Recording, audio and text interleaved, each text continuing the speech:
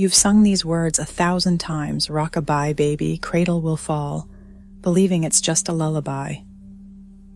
But the printed record tells a darker story. In 1765, the first English edition included a footnote that warned, "This may serve as a warning to the proud and ambitious, who climb so high that they generally fall at last." Why would a nursery rhyme celebrate destruction? The disturbing truth behind this childhood classic is not hidden between the lines. It is right on the surface. But who was the warning really for, and why did their downfall echo in song? London, 1765. The city's presses clatter and hiss, spitting out the first edition of Mother Goose's Melody, a slim, unassuming volume that would shape childhoods for centuries. Among its pages, nestled between verses of geese and fiddling cats, sits a rhyme that offers no comfort. John Newbery's name stands behind the imprint, a publisher who transformed the world of children's books by treating them as serious business. Before Newbery, children's stories circulated mostly by word of mouth or as scraps in chapbooks. His vision was different: print them, bind them, sell them as treasures for the nursery. The rhyme appears not as a whispered secret, but as part of an official canon, stamped with the approval of London's literary trade. No one can say exactly how long the words had drifted through parlors and kitchens before that moment, but the act of printing fixes them in time. The edition's paper smells faintly of starch and NA ink, its type still sharp from the press. For the first time, the lullaby's chilling promise is preserved in black and white, no longer just a warning passed from voice to voice, but a permanent artifact. The nursery rhyme is now traceable, its journey from oral tradition to published text complete. In the shadow of the printing house, a new era of childhood reading begins, one where even the most unsettling tales are bound between covers, waiting for interpretation. A single line set in smaller type at the bottom of the page changes everything. The 1791 edition of Mother Goose's Melody features a footnote that refuses to let the rhyme's horror drift quietly into the nursery. This may serve as a warning to the proud and ambitious who climb so high that they generally fall at last. Not a gentle aside, but an explicit indictment. Ambition, not accident, is the real danger. The editors, acting as curators of meaning, left nothing to chance. They framed the rhyme as a cautionary fable, not a lullaby. In the world of 18th century publishing, footnotes were rare in children's books. Their presence here is a flare in the dark, signaling that the rhyme was never just about a cradle in the wind. It was a warning, sharpened for adult eyes, about the perils of reaching too high. The ink of that footnote still clings to the page, heavy with intent. The rhyme's message was not hidden, it was printed in plain sight, a moral spelled out for those willing to look below the surface. Through this single editorial decision, the rhyme's true nature was preserved for a generation, a story of pride, ambition, and inevitable collapse wearing the mask of a bedtime song.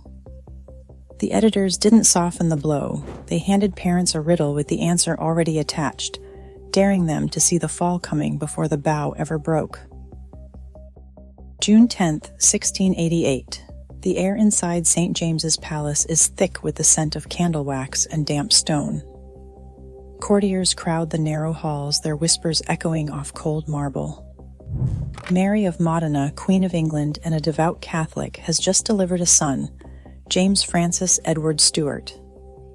The news spreads like wildfire through London's Protestant elite. For 3 years since James II's coronation in 1685, the kingdom has held its breath. The king's first marriage had produced only daughters, and with no male heir, the Protestant line seemed secure. But now, the birth of a Catholic prince shatters that fragile sense of safety. Outside the palace, anxiety turns to panic. Protestant lords and bishops see their future slipping away. The memory of religious wars and bloody persecutions is still raw. The idea of a Catholic dynasty, one that could last for generations, stirs old nightmares. In private chambers, nobles clutch at rosaries and Bibles, praying for deliverance. In taverns, the talk is sharper, edged with fear. The streets fill with rumors. The queen's labor was a sham, the real baby died, and an impostor was smuggled in under cover of darkness. Some say the switch happened with a warming pan, a brass vessel used to heat beds, now transformed into the centerpiece of a conspiracy. Pamphlets fly from clandestine presses, their ink barely dry before being passed from hand to hand. Satirical cartoons show a royal cradle perched precariously on the highest branch, the wind howling around it. Every detail of the birth is dissected and doubted. The king's Catholic allies insist on legitimacy, but Protestant England is not convinced. The court is split, the country restless. In the nursery, the newborn prince lies swaddled in fine linen, watched by suspicious eyes. Every creak of the floorboards, every gust rattling the window panes feels like an omen. The stakes are nothing less than the soul of the nation. If this child lives and rules, the Protestant settlement could collapse. If he falls, the old order survives. In this fevered atmosphere, words become weapons, songs, rhymes, and whispered stories carrying messages too dangerous to speak aloud. The nursery is no refuge, it is the front line of a battle for England's future. November 1688. The Thames runs cold and dark as Dutch ships slip quietly into English harbors, their decks crowded with soldiers and their banners bearing the Orange Lion of Nassau. William of Orange, husband to James II's Protestant daughter Mary, lands at Brixham on November 5th. The wind cuts through the countryside, carrying news faster than any messenger. A foreign prince has come to claim the English throne, and he does not come alone. Protestant nobles, already restless, rally to William's cause. Their letters, pressed with wax seals and written in hurried Latin, pledge support for a bloodless revolution. In London, the royal cradle, once the symbol of Catholic succession, sways on a thread. The king's supporters melt away. Armies defect. Even James II's closest advisors whisper of surrender. The storm that had been brewing in secret pamphlets and whispered rhymes now breaks over the palace with the force of a tidal wave. The collapse is as swift as it is total. By December 1688, James II abandons the throne, slipping out of Whitehall under cover of darkness. The cold stones of the palace echo with the footsteps of a fleeing king. He boards a waiting ship on the Thames, bound for France. His infant son, James Francis Edward Stuart, the child whose birth had set the kingdom on edge, follows into exile, carried across the channel by loyal retainers. The cradle, once perched atop the treetop of English power, has fallen, with no rescue and no return. The Protestant settlement is restored, the Catholic line broken. The rhyme's prophecy plays out in chilling detail. The wind blows, the bow breaks, and down comes baby, cradle, and all.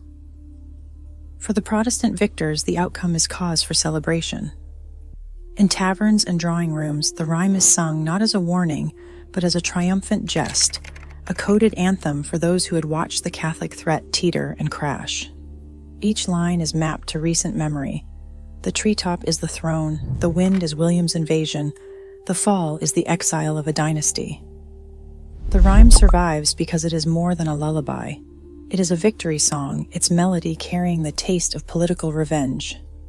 No one speaks openly of wishing a royal baby dead, but the words are sung with a satisfaction that needs no explanation. The nursery becomes a theater for national drama, the cradle a symbol of power lost and order restored. The verse endures, preserved by those who remember the danger and the relief of seeing the cradle fall. Wind threads through the trees of a New England forest, carrying the scent of birch and damp earth. In the early 1620s, English colonists in Plymouth watched with unease as Wampanoag mothers lashed birch bark cradles to low branches, the leather bindings creaking softly as the wind set each cradle in motion. These cradleboards, built from curved wood frames and lined with fur, held infants snug and upright. Mothers worked nearby, glancing up often, trusting the strength of their handiwork and the gentle rhythm of the breeze. To the settlers, the sight was almost unthinkable. English custom demanded infants be swaddled indoors, shielded from drafts and the dangers of open air. The idea of suspending a baby above the ground exposed to the elements seemed reckless, almost an invitation to tragedy. Plymouth journals recorded the practice with a mix of fascination and horror.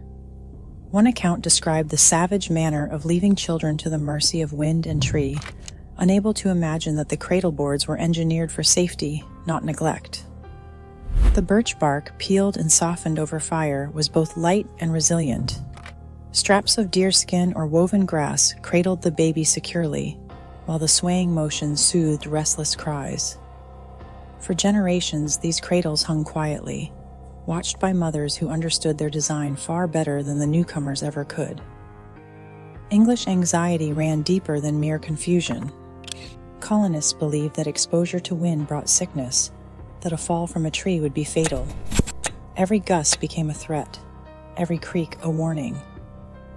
In their minds, the cradle could only end in disaster. The story they carried back to their own firesides was not one of ingenuity, but of peril, a baby rocked too high, a branch too weak, a fall that seemed inevitable. Out of this fear grew a narrative of warning, a rhyme that echoed their dread. Cradle on the treetop, wind in the branches, a bough that breaks, and a baby tumbling down. The words distilled English misgivings about a world they could not control, transforming indigenous care into a cautionary tale whispered to children at night. Salt hangs in the air as a ship pitches and groans, its mast towering above the deck like a bare-limbed tree. At the very top, a narrow platform sways with each gust. Sailors call this perch the baby's cradle, a bitter joke passed down through generations. The youngest hands, often boys not yet 15, are sent up to the crow's nest. Their world narrows to creaking wood, fraying rope, and the endless shudder of the ship beneath them. In a storm, the cradle rocks so violently it is hard to tell sky from sea. The wind screams through the rigging, and every movement feels like a dare.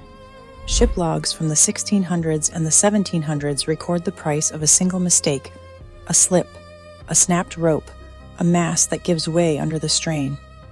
Names vanish from the rolls, replaced only by terse lines that read lost from aloft, fell from the nest. The term baby's cradle is not a comfort but a warning. It means you are expendable, your life tied to the strength of the mast and the luck of the weather. When the wind blows, the cradle will rock. If the bow breaks, there is no rescue, just a final plunge into black water. Old sailors sing the rhyme with a kind of grim humor. The lines become a safety manual in code, a way to teach fear without showing it. Down will come baby, cradle, and all. The words echo up the mast, a reminder that survival depends on vigilance, grip, and the mercy of the sea. Each time a new cabin boy climbs into the cradle, the song follows, part lullaby, part threat. The rhyme spreads from ship to ship, carried in the mouths of men who know exactly what it means to be rocked by the wind and to fall when the world gives way beneath you. By the start of the 1800s, the world that once trembled at the birth of a Catholic heir had faded into memory. The Stuart claim was a ghost story, not a living threat. The exile of James Francis Edward Stuart, the so-called Old Pretender, ended quietly in 1766. His death closed the last real chapter of Catholic ambition for the English throne. The Protestant settlement, once fragile, now felt unbreakable. Generations grew up with no memory of the panic that had sent pamphlets flying and nursery rhymes whispering coded threats. In this new climate, the rhyme's urgency drained away. The words persisted, but the stakes that gave them bite, dynasty, religion, the fear of a nation's undoing, no longer pressed on daily life. What had once been a sharp-edged warning, carried from voice to voice with a sense of danger, became a curious relic. The rhyme slipped from the charged air of political crisis into the gentle hush of bedtime. Without the heat of old conflicts, its meaning began to dissolve. The cradle still rocked, the bow still broke, but the sense of warning dulled. The rhyme survived, but the memory of why it mattered started to dissolve, leaving only the echo of its fall. The melody slows, softening at the edges until the sharpness of warning is almost gone. Victorian editors, with their love of order and innocence, strip the rhyme of its footnote and quiet its rhythm. What once snapped with the pace of a folk chant is now drawn out, each note stretching like a mother's hush in a candlelit nursery. The tune is no longer a call to vigilance or a code for danger, it becomes a gentle rocking, timed to the sway of a cradle. Ethnomusicologists trace this shift. The meter drops, the tempo lulls, and what was once brisk enough for a tavern or ship's deck becomes the slow, repetitive pulse that soothes a child to sleep. The paradox tightens its hold. Lyrics that promise disaster are wrapped in a melody designed for comfort. Parents inherit the song without question, singing softly about a fall they never expect. The horror is still there, hiding in plain sight, but the music insists on calm. Each generation rocks the cradle, never suspecting the lullaby is a ghost of old dangers, its threat disguised by the hush of tradition. Even now, millions of parents softly repeat a warning born from political plots and real peril, unaware of its true edge. As tradition erases origins, darkness slips quietly into comfort. The history we forget keeps whispering through the lullabies we trust most. What else do we carry forward, disguised as innocence? Share your thoughts below. What lullabies will you rethink tonight?